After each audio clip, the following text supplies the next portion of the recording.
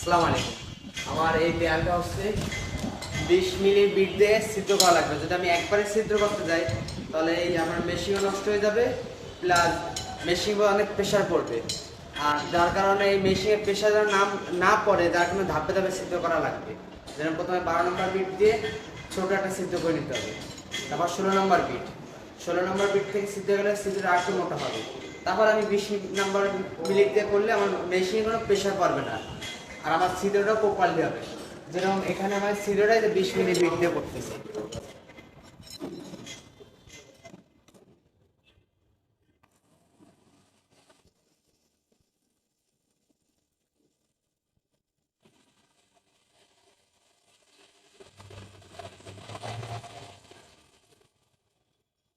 খুব সহজেই হয়ে গেল। আর এটা যদি আমি এই ডাইরেক্ট 20 মিনিট দিয়ে করতে যেতাম তাহলে আপনার মেশিনে প্রেশার পড়তো, ওয়ালও সিদ্ধ হতো না। যার কারণে এরকম ধাপে ধাপে যদি সিদ্ধ করা হয় খুব সহজে হয়ে যায়। এই জন্য প্রত্যেকটা কাজ টেকনিকে করা উচিত। ধন্যবাদ।